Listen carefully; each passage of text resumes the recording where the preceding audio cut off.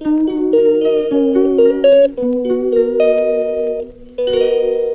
Friends, எல்லோருக்கும் வணக்கம். இன்றைக்கி நான் வந்து ஒரு டிஃபன், காலையில் டிஃபன் இல்லைன்னா நைட்டுக்கு இப்படி ஒரு பூரி ஒரு மசாலாவும் தான் செய்கிறேன்.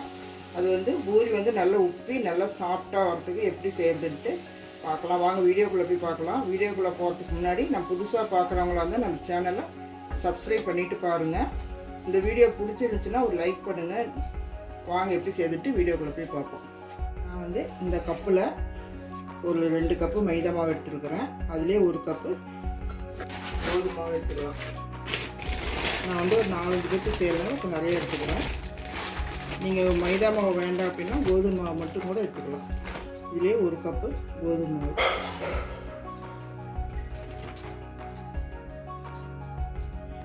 இதில் சின்ன இந்த மாதிரி ஒரு டேபிள் ஸ்பூனில் 2 ஸ்பூன் ரவை போட்டுக்கோங்க. அதுலேயே கொஞ்சம் ஒரு 1/2 ஸ்பூன் சர்க்கரை. இதுக்கு தேவையான அளவு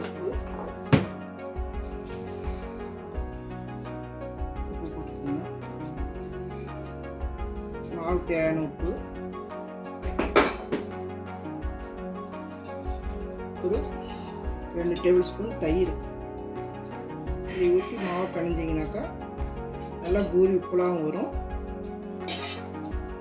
நல்லா சாஃப்டாகவும் இருக்கும். இது நல்லா கலக்கி விட்டுட்டு கொஞ்சம் கொஞ்சமாக தண்ணி ஊற்றி பிணையணும். இந்த மாதிரி நல்லா கலந்ததுக்கப்புறம் நம்ம கொஞ்சம் கொஞ்சமாக தேவையான அளவு தண்ணி ஊற்றி நம்ம பிணைஞ்சிக்கலாம்.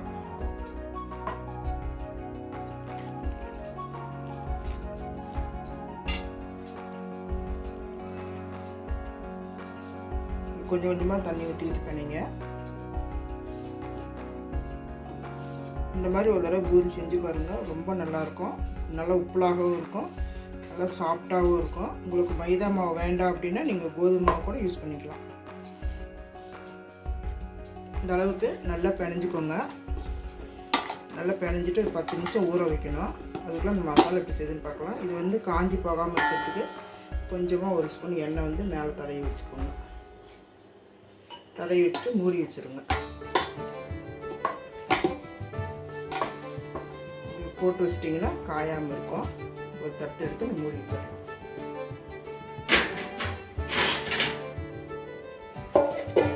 இது வந்து ஒரு 10 நிமிஷம் நல்லா ஊறி இருக்கட்டும். அதுக்கு நான் மசாலா எப்படி செய்யுதுன்ட்டு பார்க்கலாம். உருளைக்கிழங்கு மசாலா செய்யறதுக்கு நான் வந்து ஒரு 1/4 கிலோ உருளைக்கிழங்கு வந்து வேக வச்சு தோல் உரித்து வச்சுக்கிறேன். உப்பெல்லாம் போடலை, வெறும் உருளைக்கிழங்கு தான். அதுக்கு 2 பெரிய வெங்காயம் நீளமாக கட் பண்ணி வச்சுக்கிறேன். ஒரு 2 தக்காளி, சின்ன தக்காளி 2, ஒரு 3 பச்சை மிளகாய், கொஞ்சம் கருவேப்பிலை.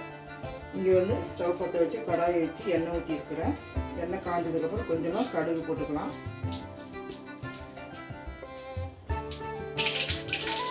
கடுகு போட்டதுக்கப்புறம் வெங்காயம் போட்டுக்கலாம்.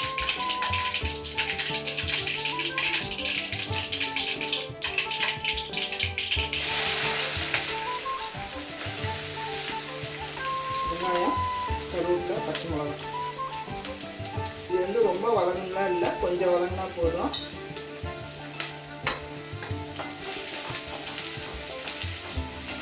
கொஞ்சம் வதங்கினதுக்கப்புறம் இஞ்சி பூண்டு பேஸ்ட்டு, அப்புறம் தக்காளி போட்டுக்கலாம். இது வந்து கொஞ்சம் ஒரு 2 நிமிஷம் நல்லா வதங்கிக்கலாம். வெங்காயம் இந்த அளவுக்கு வதங்கினதுக்கப்புறம் 1 ஸ்பூன் இஞ்சி பூண்டு பேஸ்ட்டு, இது கூட நம்ம கட் பண்ணி வச்சுருக்கிற தக்காளி இதை போட்டுக்கலாம்.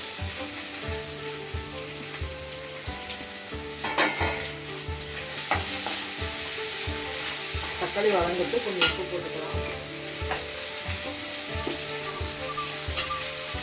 தக்காளி வதங்க மட்டும்தான் போட்டுக்கிறோம். தக்காளி கொஞ்சம் நல்லா வதங்கினதுக்கப்புறம் இந்த உருளைக்கிழங்கை நல்லா நசுக்கி போட்டுக்கலாம். தக்காளி பாருங்க இந்த அளவுக்கு வதங்கிடுச்சு. இப்போ நான் வந்து இந்த உருளைக்கிழங்கு தக்காளி மசிக்கிறதுக்குள்ளார கையிலேயே 1-2 நான் மசிச்சு வச்சுருக்கிறேன். இதை போட்டுக்கலாம். கொஞ்சமாக மஞ்சள்,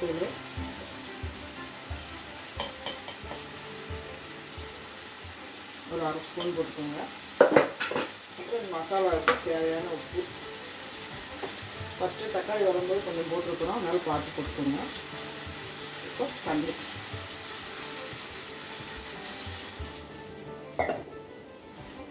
நல்லா ஒரு கொதி வந்ததுக்கப்புறம் நம்ம கொத்தமல்லி போட்டு ஆஃப் பண்ணிக்கலாம். பாருங்கள் நல்லா ஒரு கொதி வந்துருச்சு. இப்போ நல்லா ஒரு கைப்பிடியால் கொத்தமல்லி போடுங்க. கொத்தமல்லி நிறையா போட்டிங்கன்னா நல்லாயிருக்கும், வாசனையாக இருக்கும். அவ்வளோதான். அடுப்பு ஆஃப் பண்ணிவிட்டு அடுத்து நம்ம பூரி பார்க்கலாம். இப்போ மாவு பாருங்கள் நல்லா ஊறி நல்லா இதாக வந்துருக்குது. இப்போ நம்ம வந்து தேவையான அளவு மாவு எடுத்துக்கலாம்.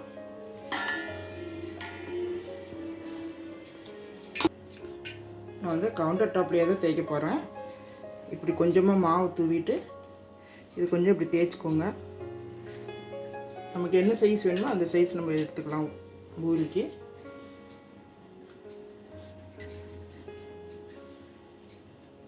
இந்த மாதிரி நான் சின்ன சின்னதாக உருட்டிக்கிறேன். இந்த சைஸ் உருட்டிக்கிறேன்.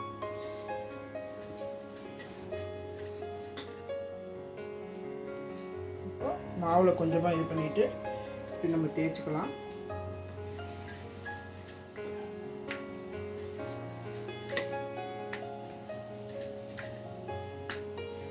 இந்த கல்லே தேய்ச்சா தான் நல்லா வருது.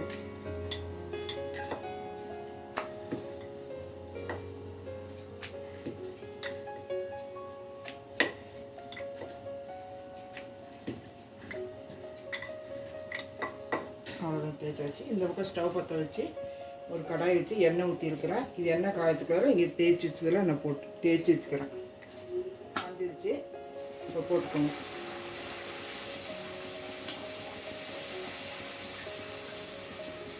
பாருங்க எப்படி உப்பி வருதுன்ட்டு. இப்போ இந்த பக்கம் திருப்பி போட்டுக்கோங்க.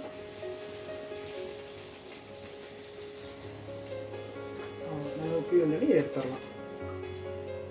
இதேமாரி எல்லா பூரியும் நான் போட்டுருக்கேன். நல்லா டேஸ்ட்டான அருமையான ஒரு பூரியும் உருளைக்கிழங்கு மசாலும் செஞ்சுட்டேன். நீங்களும் இதேமாரி செஞ்சு பாருங்கள். பூரி பாருங்கள் எவ்வளோ சாஃப்டாக இருக்குதுன்ட்டு.